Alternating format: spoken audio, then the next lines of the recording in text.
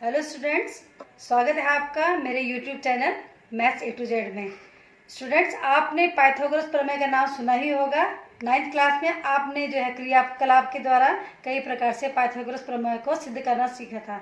अब हम 10th class में समरूप त्रिभुजों की अवधारणा को लेते हुए, उसकी कॉन्सेप्ट को लेते हुए अब हम इस प्रमेय को सिद्ध करेंगे।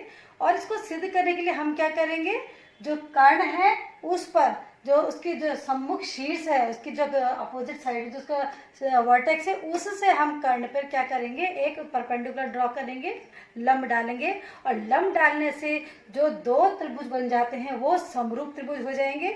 तो उन समरूप त्रिभुजों को लेकर के हम क्या करेंगे, इस प्रमेय को हम सिद्ध करेंगे।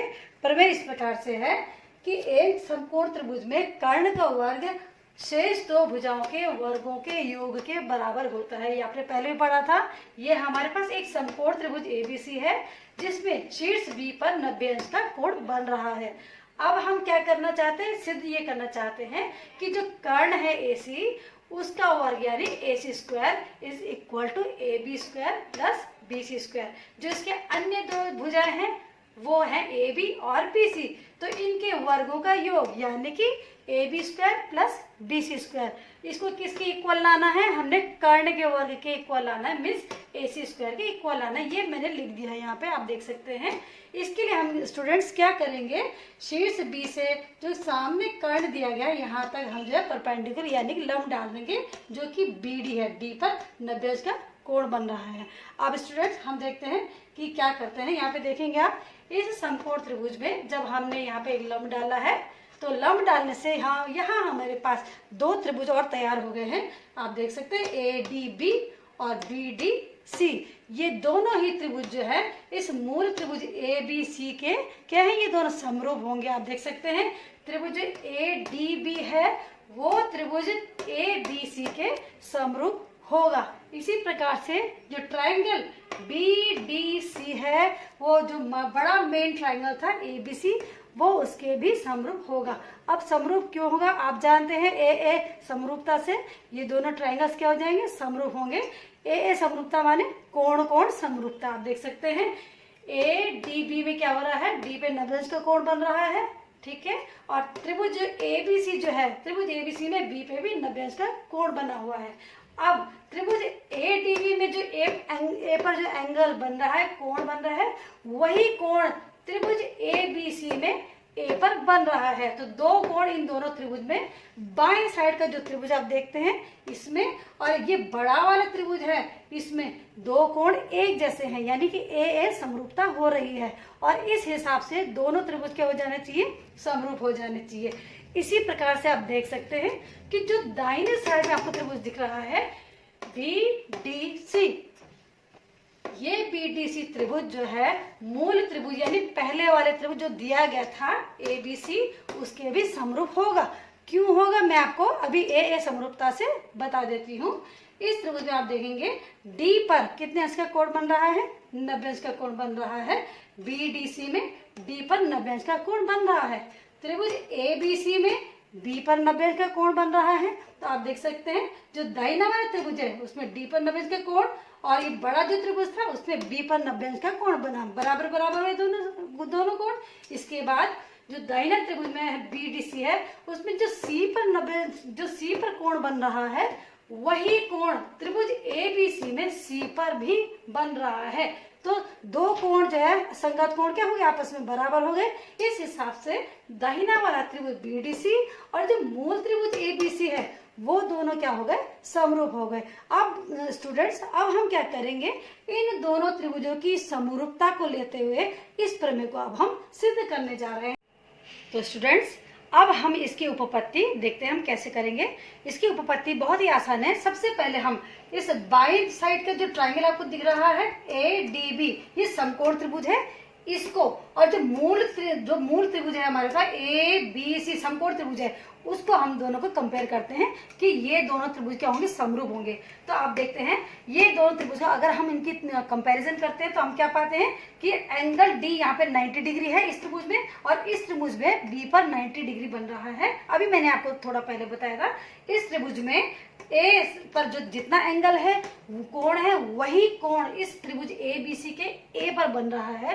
तो ए सिमिलैरिटी से यानी ए समरूपता से ये दोनों के दोनों ट्रायंगल्स क्या हो जाएंगे, एक दूसरे के सिमिलर हो जाएंगे यानी कि समरूप हो जाएंगे। और समरूपता का आप जानते हैं कि क्या विशेषता होती है कि कोण जब संगत कोण बराबर हो जाते हैं तो जो उनकी संगत भुजाएं हैं वो क्या होने लग जाती है, समानुपाती होती है। तो इस हिसाब से हम इनकी संगत भुजाओं को समानुपाती ले लेते हैं।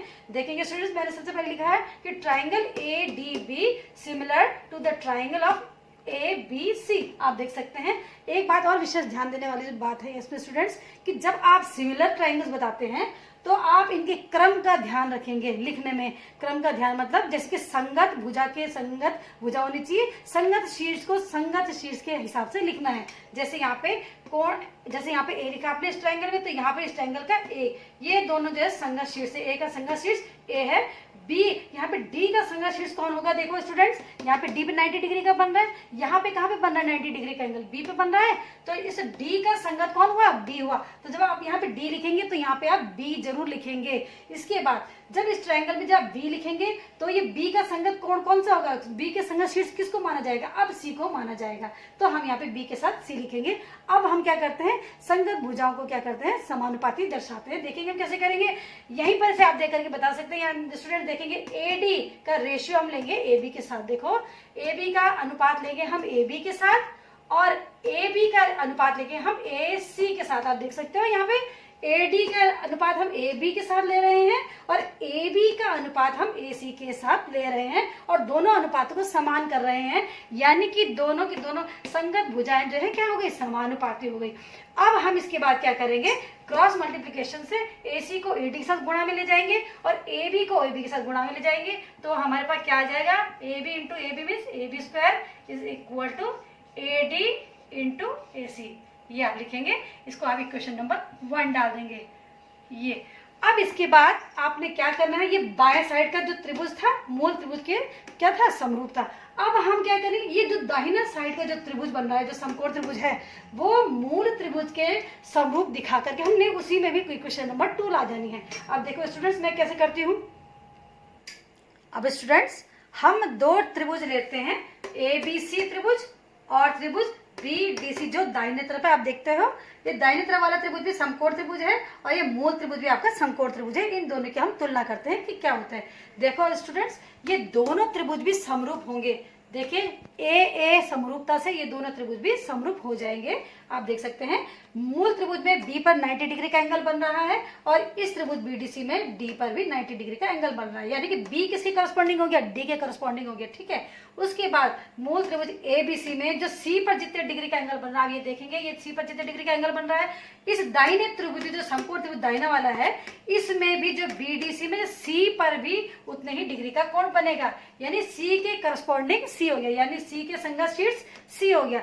अब हम क्या कहेंगे कि ट्राइंगल ए बी सी जो मैंने ब्लैक कलर से दर्शाया है, ये ट्राइंगल ए बी सी और ये ट्राइंगल जो है बी डी सी क्या होंगे, दोनों के दोनों समरूप हो जाएंगे यानी सिमिलर हो जाएंगे। आप देख सकते हो लिखने का वही तरीका आपको याद रखना है कि जो संगत शीर्षों को एक साथ रखना है, आपने क्रम से लिखना है। अगर आपके क्रम बिगड़ गए तो बच्चों वहां पे आपकी जो है समरूपता में गड़बड़ हो जाएगी। तो आप देखो ए के संगत, देखिए मैं फिर से बता देती हूँ आपको कि जो ए है, शीर्ष ए है वो किसके संगत हो गया, शीर्ष बी के संगत हो गया।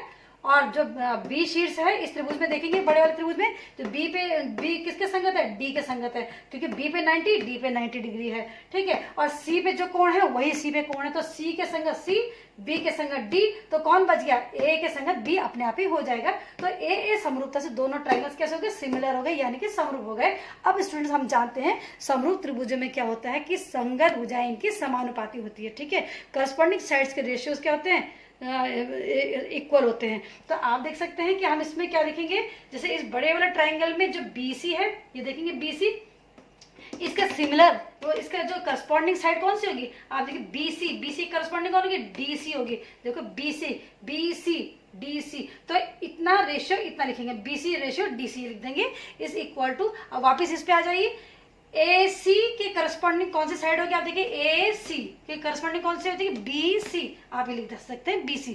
अब हमने स्टूडेंट्स लिख दिया है करस्पॉन्डिंग रेशियोज का, हमने इक्वल इक्वल कर दिया है। अब हम इनको क्या करेंगे, क्रॉस मल्टीप्लीकेशन से सॉल्व करते हैं। तो BC को BC से आप मल्टीप्लाई करेंगे तो क्या हो जाएगा, BC स्क्वायर हो जाएगा is equal to DC into AC। इसे आप इक्वेशन नंबर 2 डालेंगे। इससे पहले हमने जो इक्वेशन नंबर 1 बनाई थी उसमें हमारे पास क्या आया था, AB square is equal to AD into AC आया था, और इक्वेशन नंबर 2 में आ गया BC square is equal to DC into AC। यानी कि AB के स्क्वायर की वैल्यू हमें निकल गई इक्वेशन नंबर 1 में, और इक्वेशन नंबर 2 में BC स्क्वायर की वैल्यू निकल गई है। अब हम इन दोनों जो साइड्स की जो स्क्वायर्स की जो वैल्यू आई है इनको हम जोड़ देंगे, क्योंकि हमें क्या करना है, अन्य दो भुजाओं के वर्गों को जोड़ना है, और फिर जोड़ करके हमें क्या करना है, जिसका जो कर्ण है यानी कि AC उसकी स्क्वायर लाना है। अब स्टूडेंट्स अब हम क्या करने जा रहे हैं, इक्वेशन नंबर 1 से जो AB स्क्वायर की वैल्यू आई है और इक्वेशन नंबर 2 से जो BC स्क्वायर की देखेंगे वो वैल्यू आई है, इनको हम क्या करेंगे, जोड़ देंगे। अब अगले स्टेप में हम जोड़ते हैं। अब स्टूडेंट्स हम इक्वेशन नंबर 1 को और इक्वेशन नंबर 2 को ऐड करते हैं। इक्वेशन नंबर 1 में हमने AB स्क्वायर की वैल्यू निकाली थी और इक्वेशन नंबर 2 में हमने BC स्क्वायर की वैल्यू निकाली थी, जो इस प्रकार से AB square plus BC square is equal to, देखेंगे ये AD into AC plus DC into AC। आप इसको देखेंगे स्टूडेंट, हम सॉल्व करते हैं, इज इक्वल टू, देखेंगे हम इसमें से देखेंगे आप क्या कॉमन है, AC कॉमन है, आपने AC कॉमन ले लिया, हमारे पास आ गया ब्रैकेट के अंदर AD plus DC is equal to AC। अब आप चित्र में देखेंगे स्टूडेंट्स, जो ट्रायंगल का चित्र बना हुआ है ABC में, समकोण त्रिभुज ABC में AD प्लस DC, यहाँ देखिए AD प्लस DC, ये मिलकर के क्या, इन दोनों को जोड़ देंगे तो क्या हो जाएगा, ये AC बन जाएगा। तो इसको हम लिखेंगे ब्रैकेट के अंदर AC। अब ये AC और AC के मल्टीप्लाई करेंगे तो क्या आ जाएगा, AC स्क्वायर आ जाएगा कि नहीं आ जाएगा, ये देखेंगे AC और AC की मल्टीप्लाई करके AC आ जाएगा, स्क्वायर आ जाएगा। तो हमारे पास अंत में आ जाता है, इसलिए AB square plus BC square is equal to AC square. और ये क्या चीज़ है, ये हमारे पास वही है जो हमने प्रमेय में अभी देखा था कि समकोण त्रिभुज में जो कर्ण का वर्ग है, वो कर्ण माने AC का जो वर्ग है वो अन्य दो भुजाओं यानी कि AB और BC, इन अन्य दो भुजाओं के वर्गों के योग के बराबर है। तो इस प्रकार से हम इसे ऐसे भी लिख सकते हैं कि AC square equal to AB square plus BC और स्क्वायर। और स्टूडेंट्स आपने जैसे 9th क्लास में देखा था कि इस प्रमेय को आपने क्रियाकलाप के द्वारा सिद्ध किया था, और इस प्रमेय को सबसे पहले जो हमारे प्राचीन भारतीय गणितज्ञ थे लगभग 800 ईसा पूर्व, उन्होंने जो है इस प्रमेय को प्रूव किया था। तो इस प्रमेय को हम अधिकतर क्या कहते हैं, बौधायन प्रमेय भी कहते हैं। तो इस बौधायन प्रमेय को आज आपने समरूप त्रिभुजों की विशेषताओं के आधार पर समरूप त्रिभुजों का कॉन्सेप्ट लेकर के आपने जो है देखिए आज आपने प्रमेय को सिद्ध करना सीखा। ये आपके कोर्स में है और ये वेरी इंपॉर्टेंट है, कई बार एग्जाम में पूछा जाता है।